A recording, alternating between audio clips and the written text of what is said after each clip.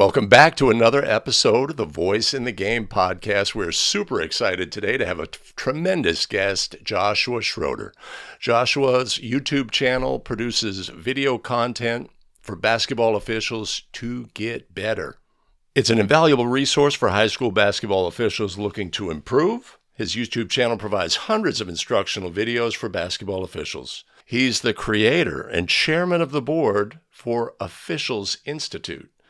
He's an IHSA certified basketball clinician contributor and also a freelance writer with Referee Magazine.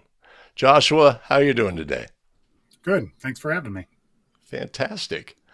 Weather beautiful here in the beautiful San Francisco Bay Area. What's going on in Illinois? We actually have wonderful fall weather finally. We got about 60s, mid 60s. The sun out maybe gets a little 70, but it's jacket weather. You gotta love it. Excellent. So super excited to have you on. It's been great to watch you grow as a YouTuber. Your YouTube channel has exploded over the past year, 18 months. Congratulations on that. Thank you. But we always want to find out is like, how did you get into officiating? What is exciting about it to you, and how long you've been officiating? What's the story, the journey? Well, it's a very long story, and I'm going to truncate it for you. It started fresh out of high school. I went to college and kind of fell backwards into it. I give you a list of jobs that you can, work in the university. And one said sports official. I said, oh, that sounds interesting. So I started doing intramural sports from flag football, softball, basketball, all the way through, and just fell in love with basketball. I mean, we love playing basketball, but then getting a little bit of, I don't know if it's the authority or the rule knowledge or what it is, but so then I became certified through the state. Now I started in Ohio and grew up in Ohio and quickly moved to Chicago, where I currently reside, and then became certified with Illinois. And I've been doing it since 1992. So that is 30 years this year. And I kind of feel like I got a handle on the rules, but every meeting that we have with the guys that I run, always like, oh, I didn't know that, or wow, I didn't realize the wording was like that. So it's always a learning of the rules. But yeah, so that's how we get into officiating, and just absolutely love it, as probably most other officials do. Yeah, I was listening to an interview with Jerry Markbright, the NFL official, retired, many Super Bowls, etc.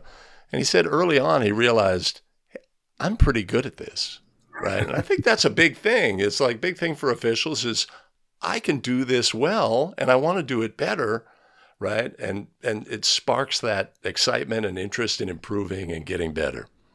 Yeah, it's funny. You say that because for me, and I think for most officials, I call it the hump. You got to get over the hump, because when you initially start, what are you doing? You're doing it for the money. You'll make a little extra money here. Maybe you're doing it because you just love the game and you want to stay connected. But then you realize you get yelled at a lot from the players, from the coaches, from the fans. And a lot of people say, I don't like it. It's not for me. It's not worth it. But if you get over that hump and you realize that, it's not that big a deal. I'm going to get yelled at, but they don't really know what they're talking about or the rule. Then you start to see the retention of officials. And we talk about recruitment of officials. I don't see much problems with recruiting officials. Every year, at least in Illinois, we see a lot of first-year officials that come in. It's the ones that drop off after 2-3 years because they don't want to deal with the hassle and the problems. And so we got to get them over that hump. For me, I was working an intramural game. I almost gave up officiating totally because I didn't think I was good at it. I got yelled at by these college players. They're in intramurals, but they played in high school, and they come up and I must not know what I'm doing. And then there was one day I was reading up on the rules, and I read the rule about traveling, I think it was. And I made a call, and the guy just reamed me out. And I said to myself, wait a second, you're totally wrong. I just read the rule. I know exactly what it is. So a light went off in my head saying, they don't know what they're talking about either. So that's the hump. Now I got over the hump, and then you can really focus on getting better, knowing that you're not a bad official. So Yeah, I think I'm pretty good at it, but I guess it depends who you ask and on what day you ask it. Well, that we have that self-confidence. We walk into the gym and it's just we are going to take care of this game tonight. And there's nothing that's going to happen on the court that we're not going to be able to resolve, et cetera. And so having that confidence, really allows you to embrace the experience and do what the players, the stakeholders in the game want, which is officiate this game for us, run the game, right? Yeah. Administer the game. I think your good officials, not your good officials, there's a lot of good officials. I think your great officials all have that sense of, I'm the best official on the court tonight. I could be working with Tim Higgins on the court, and I'm probably going to come in and say, I'm just as good as him. I'm maybe better than him. Now, in reality, we also realize that we're at certain levels, so nobody's saying I'm better than, but you have that confidence when you step on the floor that nobody's better than me, not at that particular moment. Agreed. And the game appreciates that. Yeah. The game wants confident, strong officials, right? Don't waffle, right? Your call, right. I don't agree with your call. Oh, my goodness. But be strong about it. If you waffle, it makes it worse. Right. Yeah. So are you officiating exclusively basketball now? I actually officiate 3 sports. Okay. I do football in the fall, which is basically Friday nights. And then I do basketball all winter, which is an everyday thing if you want to work every day. And then I've recently picked up water polo. Nobody probably even knows about water polo, but that's in the spring. So I get to work year round. And yes, it's a different set of rules, but really as an official, doesn't matter what sport you work. It's what you exude, like you said, in your confidence, and it's how you present your rulings and all of that. So it's a nice thing for me to have that it just doesn't end. And it's nice to go from one sport to the next sport because it gives you a break and you can kind of put it up on a shelf almost and say, all right, let me recharge. So when I come back to it, I'm ready to go again. Because everyone experiences burnout from here and there. But if you're able to do that helps tremendously. Agreed. All right. So we're a basketball official. We're confident, et cetera. You're out on the court. You're out working on a nightly basis. What got you in the business of video instruction for basketball officials and ultimately the creation of your YouTube channel? How did that go about? Yeah, that's a great question. Again, kind of fell backwards into it. Wasn't a plan from the beginning that I'm going to do this. I started with, my regular job, I'm a photographer. And so I have all this software for photo manipulation and video manipulation, which comes with the suite that I have. So I would get video from a game that I worked because me and my regular crew say, hey, we want to see that play again. So I'll pull it out, I'll clip the play out, I'll zoom it in and I'll slow it down and I share it with my crew. And we all, say, yeah, that was right or that was wrong. Or as a crew, we try to get better. I started to do that regularly. And my crew members, just my 2, would say, Josh, that you do a really great job of clipping that. Can you do this for me of this sport? Or can you do?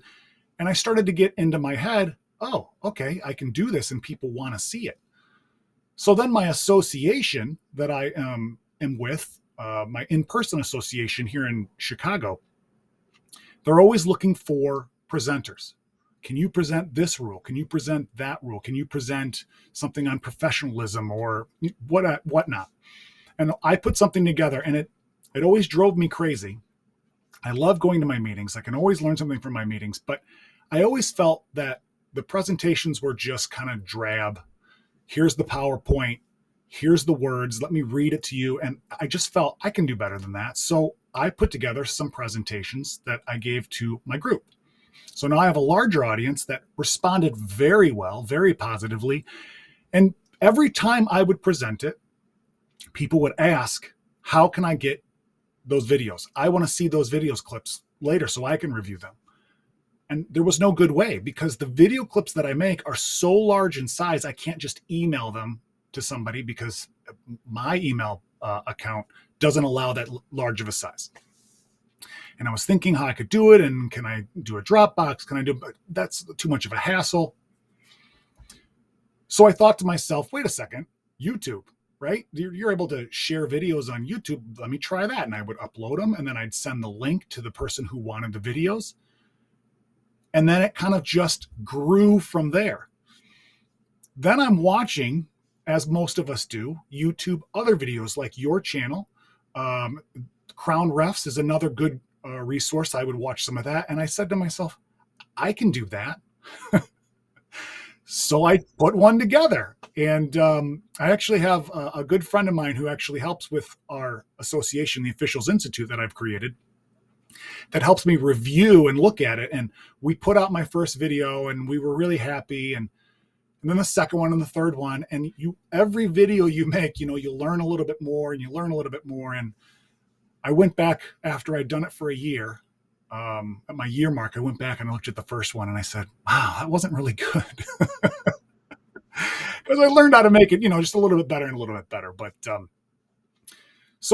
I get into the YouTube just because I want to share my videos with people who wanted to see them. And it kind of grew. And it started with, 100, 200 subscribers that would come in. And I didn't try and, what do they say? What's the word? Exchanging subs, sub for sub, I think they say. Oh, don't do that. I never did that because I felt, if I'm going to grow, I'm going to grow. And it's not doing the YouTube channel to make money. You see these $1 million homes that some of these YouTubers are making. That's because they've got millions and millions of subscribers. And I explain to some people when they ask me, because people are interested, I said, my focus group, my demographic is not the whole world. And a lot of these, they can pull from anywhere and everyone's watching. I've got a very, distinct subset of officials. And so we kind of were stuck. And then all of a sudden we just rocketed up. And it's kind of exciting to see that so many people are actually interested in getting better and very more so interested in watching the videos. So a very long answer to your short question, but we got there. Excellent. Well, it's a great answer. And over the summer, I was presenting to a group of high school officials in a classroom setting. And I was covering screening, and I'm ready to go. And I'm arrive at the classroom, and the previous presenter is presenting. And wait a minute, I hear a voice. I know that voice. And it's basically they are, repurposing and riffing off of, your traveling video, about pivot foot and lifting and all this stuff. And it's, so the reach is broad, right? You obviously have subscribers throughout the country. And of course, when you produce content like that, associations leverage it and present it, to their group. So, you have to feel proud of the fact that you've had an impact on the training of basketball officials across the country. It is quite humbling, to be honest, that I get so much. I occasionally will get direct emails even from guys. They'll ask a question or they'll just say, thanks for doing this. Even on the YouTube channel, as we all know, there's some people that put in comments just because they want to, get a zing in there. And that's okay. I can handle that. But there's a lot of guys that they'll put in there and they'll question what the video was showing that I had. But then it always ended with, but I love your videos and keep them coming. And so it's just guys are doing exactly what the videos are for. Watch the video. If you don't agree with me, it's okay. But think about why you don't agree and why you have a different ruling, because that's what it is. If a coach ever questions you on a ruling and you go, well, it was because, now they're not going to believe you, right? But if and you can tell them his pivot foot moved, or, he was moving toward his defender or whatever it may be, they're going to believe you a lot more. So I love it that my videos have such a wide reach and really are helping a lot of people get better. Indeed. So you had some video creation skill going in, but with developing a YouTube channel, you have to have additional skills, maybe things you weren't as strong in. Is that a true story in your case, where you had to, I got to learn to do this, and I got to learn to do this, and this, and this, and this? Yes. So my video editing skills were very basic when I started. And I learned how to do lots of things by going to YouTube and saying, how do you do this? And how do you do that? And you slowly progress. I had to learn how to properly label my videos. And for those that don't know, I reached out to Greg a couple years ago and just said, hey, your channel's doing great. What are you doing? I'm kind of here. And you get tips from people who have started to show some success. And I learned how to then change that a little. I'll get comments from people who watch a video saying, hey, it takes too long to get to your videos. You're talking, for 2 minutes of the video. Okay, so let's see if we can make that less. It's about pleasing your people who are watching. It's less about, nobody wants to watch me speak for 2 minutes straight. So I try to get to the video faster, but yet at the same time, you have to lay the groundwork and the foundation of what you're going to see. So things like that, I've had to learn along the way. For those that don't know, I don't just put the video up and then talk and there it is. I have to think about what I'm going to say. I got to script it out, because if I don't script it, I'm going to trip over my words. And that's almost every YouTuber that puts successful content out there is what they do, because you have to be flawless, so to speak, when you put it out. And nobody wants to watch you trip over your words, and then they're not going to, it's not interesting anymore. So those are the things that I've learned along the way, that you've got to really prepare everything up front before you get to the production value. So, well, I'd say that's really definitely one of the strengths of the channel, is the preparation and the crafting of the videos, with overlays showing coverage areas or highlighting, through diagrams, etc. And that takes a lot of time and effort. So kudos to you and your development as a YouTuber, your impact by the instructional impact of those YouTube videos on the officiating community. I will make that commendation to you for the officiating community. Great job. Thank you. All right. So in addition, now you have a website, officialsinstitute.org.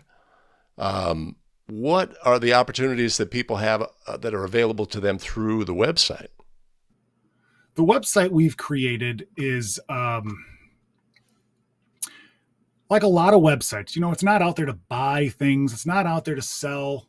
It's not out there to sell things. It's out there for people to gain information. And what can we do? What do we offer at the Officials Institute? Well, the main purpose of the Officials Institute maybe started as a YouTube channel, but we offer meetings once a month through the entire year. And I did this because what do we normally do as officials? 6 weeks, maybe 8 weeks before the season, we meet once a week. We talk about rules, then we ref for 3 months, and then we're done. And we don't talk about basketball until maybe a clinic in the summer or, a camp you go to. I like to talk basketball. I like to watch videos. I thought other people out there probably like the same, and it keeps us sharp and it keeps us ready. So when we do go back, there's less dust to brush off because we've been watching plays all along. So with our website, we put on our schedule of meetings. So if you want to attend a meeting, it is open to anyone who would like to attend. It is down at the bottom. I maybe should make it a little bit easier to find, but it used to be even a little bit harder, but it's at the bottom and it says meeting schedule, and you simply click it and it brings up our schedule. And you can see, in September or October on the 20th, they're going to do it. It's at 7:00. Oh, look, they're going to talk about positioning. That might be something I want to do. Or, they're going to do no calls on December. It doesn't really interest me. That's great. Attend what you like. Don't attend what you don't like. We try to cover a lot of things. I actually ask the membership what they would like to see for the year. I plan it all out before. We don't do what should we do next month and kind of think it through. I want everyone to know what the whole year is going to be. And that way they can kind of plan around, because we're all working in December, January, February, and you might not be able to make it, but maybe you can. So you block it off because you really want to see coaches. How do we handle coaches? That's really valuable to me. So I'm going to make sure that I can make that meeting. I try also, just as a side note, our meetings are every Thursday, every third Thursday of the month. That way it's a little easier to remember that OI has a meeting because it's the third Thursday of the month, and it's always at 7:00, and it's always an hour. I never keep, maybe 5-10 minutes if we really get going, but I don't keep anyone over an hour because an hour is enough to talk what we need to talk about, and nobody wants to sit at the computer really longer than an hour. It gets to be a lot just looking at a screen for that long. So we get very good, very positive feedback from those that attend because we try to make it fun and we try to make it open.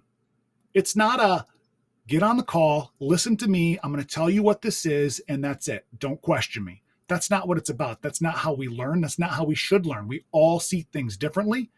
As officials, we all know, say block charge. We could have 2 different calls, and this happens. I'll have a video. I'll slow it down. I'll mark it out. I'll show you exactly what happened. And people will still say, I still have a block. Because we just see things differently. And so, we're never going to be the same. That's never going to happen. But we try, what the Officials Institute tries to do is get people closer and closer and closer so the consistency is a little bit better. So that's what we do with our meetings. It is open for anyone who would like to be a member. We do not charge a fee, at least not now, and that may change in the future depending on how our membership changes. But it's about learning. It's about getting better. It's not about you're from 0 to 5 years of experience. Well, then you need to come because you got a lot to go. It's you got 30 years experience. Oh, well, you know everything. Nobody knows everything. I don't know everything. I like to think I got a good handle on the rules and I can reference, but there's always something that pops up and I find out, oh, the wording of that was different than I thought. And I do these clinics for the Illinois High School State Association.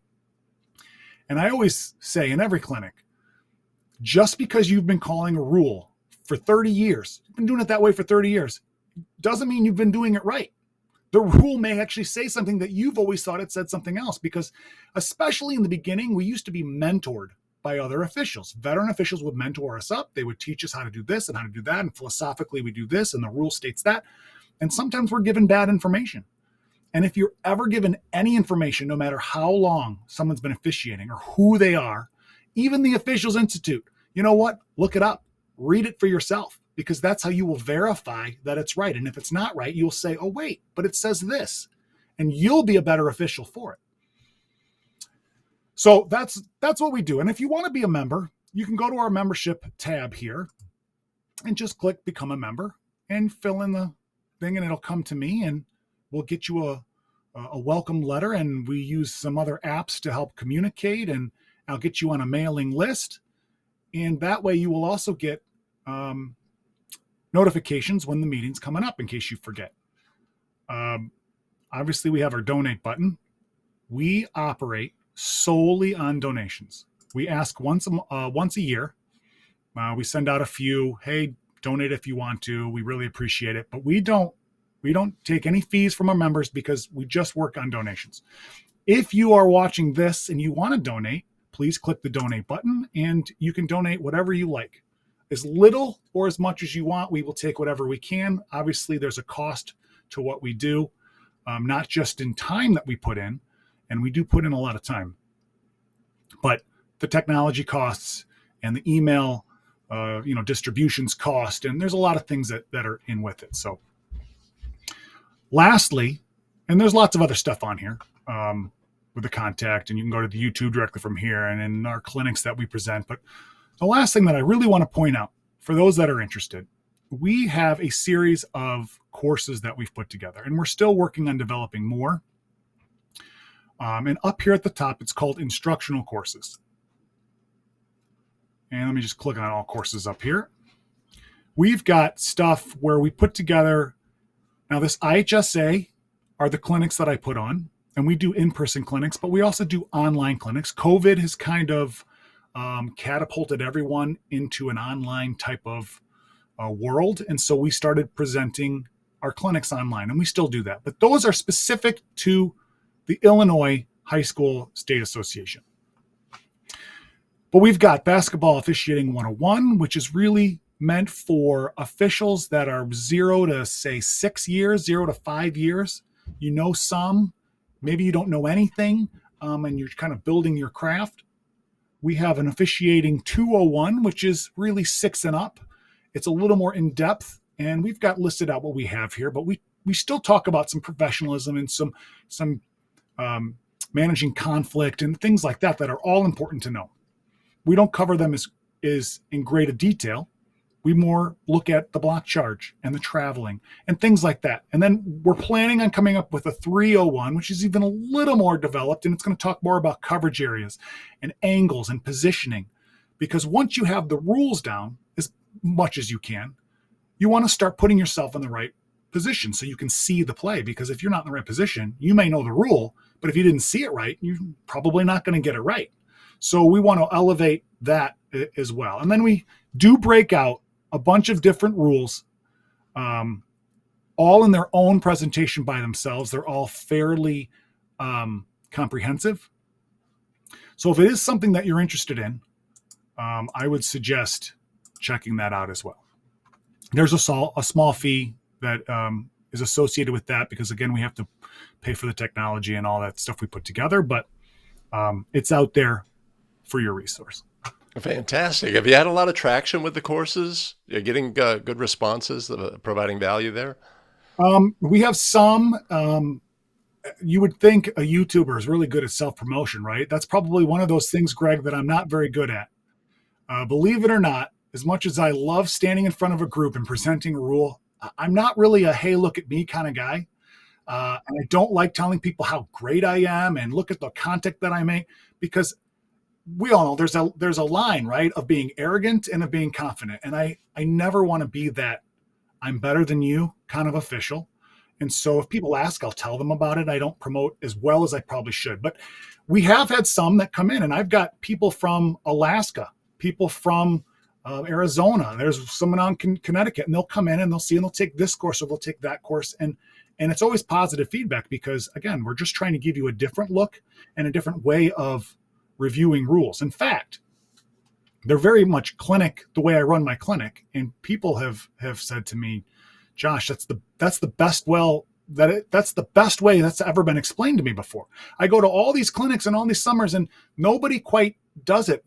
I try to simplify so it's not a bunch of jargon. It's not just look at this and that's what it is. Let's logically break it down, and people seem to really gravitate to that because it's easier to understand a rule when you can break it down and understand this segment and that segment and that segment. And so people really, the ones that have taken it really do like it. And I also have an association out in Nevada that uses my instructional courses as their video requirement for their members. Their members have to watch so much video within a season. And so they've contacted me, and I've given them access so all of their members can take a course or 2 courses or 3 courses, and they get their video that way. And it really has worked out great. And again, the association loves it, maybe because they don't have to do the work.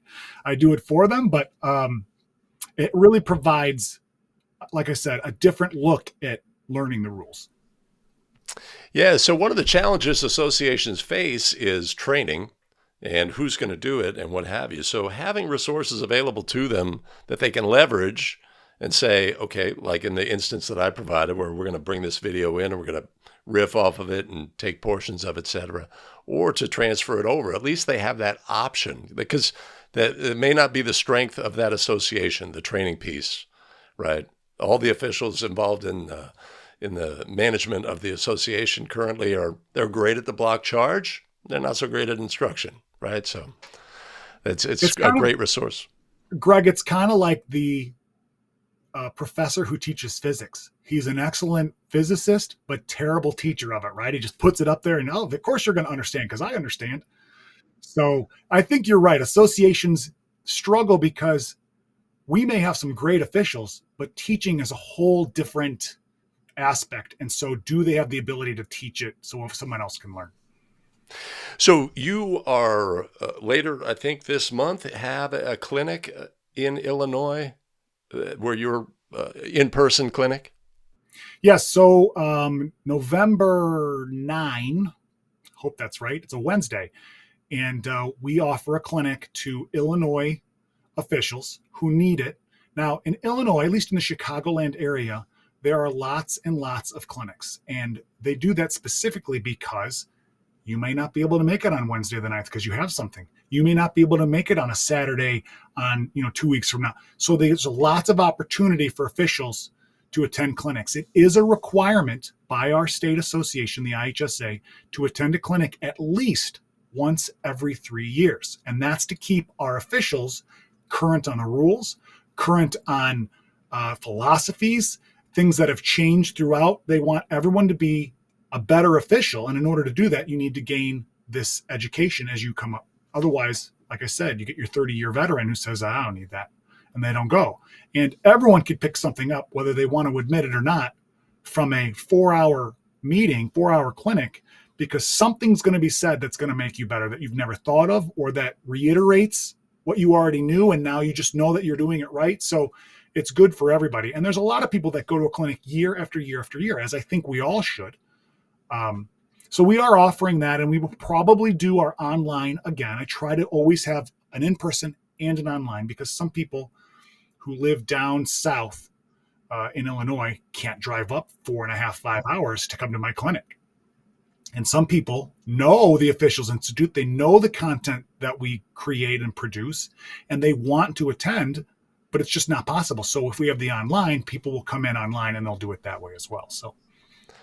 Yeah, the leverage, obviously we've gone through a phase over the past couple of years where with shutdowns, restrictions, protocols, et cetera, that has dramatically changed the landscape for training, for normalcy, but also for recruitment of officials. What is the circumstance there in Illinois? First of all, are you involved in the training of new officials? And how do you feel that the game is doing, high schools are doing, or high school level officiating is doing in recruiting and retaining? You talked about the hump, right? But we need to bring people in as well. So recruitment is a tough job, and it's a topic that gets a lot of talk. And in my personal opinion, there's not enough talk on the pay of officials, because I think that is a large part as to why officials do or don't do officiating. Because if there's not enough money involved, there's not enough incentive to either come out and do it at all or to stay with it. So the efforts that we have made as a state have been talked about a lot. And I think we're starting to see a little bit of traction, because we're getting some of the new coming in leaders and some of the old leaders coming out, because it's always kind of been, you as an official need to recruit someone else, right? And then the new officials come in saying, well, why do I need to recruit? I'm just here to work and make money. So then there's a drop off of, are we bringing people in? Are we not bringing people in? Are we fostering? Are we helping them up? You get some of the old people that don't want to help the younger ones come up because they're afraid they're going to take their games. There's a ton of games out there, right? We all have plenty to work, but there's mindsets that we've got to break. And I think as some of the old start to retire and some of the new come in, we're getting more of a push of, let's bring the young guys up, because I'm not going to get this number right exactly, but the average age of an official in Illinois, I think, is like 52 or right around there. It's like, that's crazy. And that's because we have so many older people that are hanging on. I don't know how it is out in California, but in Illinois, at least in the Chicagoland area, which has got a ton of basketball, every varsity game is worked with a 3-person crew. There are no 2-person crews unless they're a really small 1A school that they've just decided they're not going to do it. But even a lot of the small ones say they're doing a 3-person crew, and it makes the game better, which means there's lots of officials that maybe shouldn't have been working 10 years ago. But now that 3-person is available, they don't have to run as hard. I tell young officials that are doing 2-person lower level games all the time, I can't do that, what you do anymore. You have to work too hard. Right? As a 3-person, you don't have to work as hard, which is probably good, because then you can stay focused on the game longer. My point is the olders are staying on longer and longer and longer, and you'll get guys that are well into their 70s that can still work a varsity game, and they're good officials, but it's keeping the young officials from moving up. And that's where we need to see more of a, not necessarily a transition, but we need to see the young guys have some incentive to stick with it. As far as actual recruiting, and this is not just Illinois, I think it needs to come from ADs.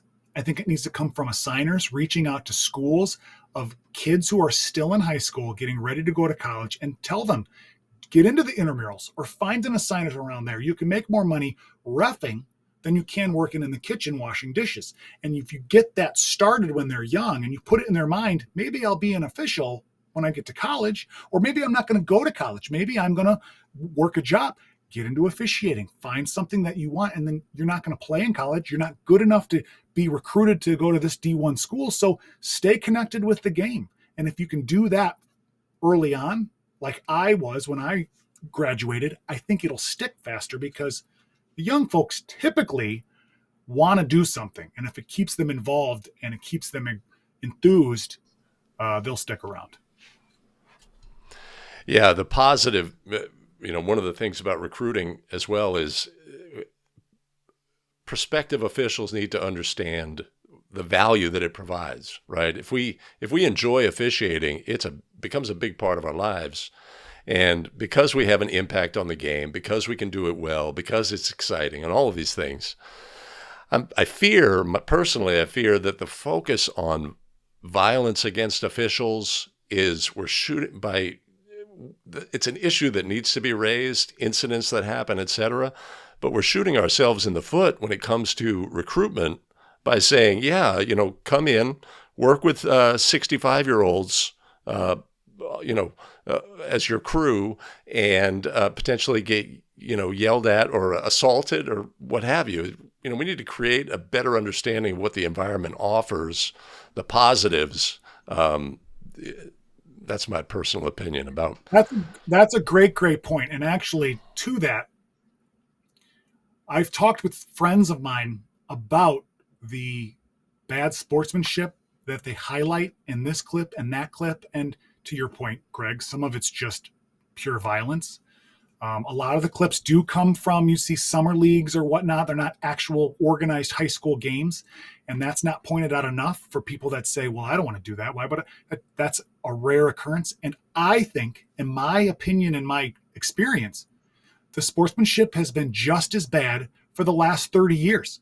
I remember getting yelled at, and sometimes badly, by a lot of fans and coaches 30 years ago. It hasn't gotten worse. It's social media has brought it all up, so everybody sees it. So when you do see it, I'm not excusing people from doing it or saying that we should allow it, but it's been there. And again, getting over that hump, knowing how to handle that situation is what is going to make people stick around. But to your point, what if they don't even come out at all because they say, why would I want to get yelled at? Why would I want to risk getting hit? Why would I want to risk, this guy comes up in the stands and takes me out? Yeah, I get it. But it's also, it's like a bizarro world to a certain extent. It's like, this does not happen in my games, right? Yeah, right. And for a lot of officials, I think we say, this would never happen in my game because it's my game and we're not going to allow that to happen. Now, obviously, anything can happen at any time, but the strength of the crew and their ability to manage the game and all the elements of the game are really strong components in keeping the game safe, fair, settled. There can be disagreements. There can be tensions with coaching, about calls or what have you. But the game itself will proceed and will end, and that's it. And I give a ton of credit at the high school level to athletic directors and the staff that they use, because they're really the gatekeepers. And if they can control their fans and they see something that's happening before it even happens, they're the ones that are keeping everyone safe. So we as officials don't ever even have to address it. And so that is an important thing for those that might be watching that are thinking about becoming an official. High school sports, rare occurrences of some of the violent stuff that you see on YouTube or Facebook or whatever, because it is handled properly by everyone involved. Yeah, absolutely. So part of your resume, Josh, contributor, Referee Magazine. How did that come about? I am not a writer. which is funny because the editor for Referee, when I give him stuff, he says he loves my stuff. I write so well. I didn't go to school for that. I didn't typically like it, as a student. But as I was trying to grow my YouTube channel, finding ways to get my name out there so people could find us and discover what we have, my friend Tim Cullen, who's actually my vice chair for Officials Institute, said, you need to write an article for Referee Magazine. That'll get your name out there. That'll get the organization out there. People will see that. I said, well, it's not a bad idea. So what did I do? What was the first thing I wanted to write about? Block charge. It's my favorite call because it's so polarizing. I think most officials, regardless of experience level, don't truly understand the intricacy of legal guarding position. I thought, I'm going to put that together and put it out there. And then I found a contact who I already knew wrote for Referee Magazine and said, can you make an introduction? Are they looking for new writers? And got it out there. And because the editor liked the stuff that I produced, has asked me to produce more. And I actually do enjoy writing because I already, as my friend Tim told me, you're already doing it. You're writing everything out for your YouTube page. You're a good writer. You can put it all out. It's just you got to put it in, put it as an article. And I said, oh, yeah, I guess that's right. You logically think through what you want to say. You pull from the rules book the references that you want to make your point, and then you just kind of lay it out as a story. It's not fact.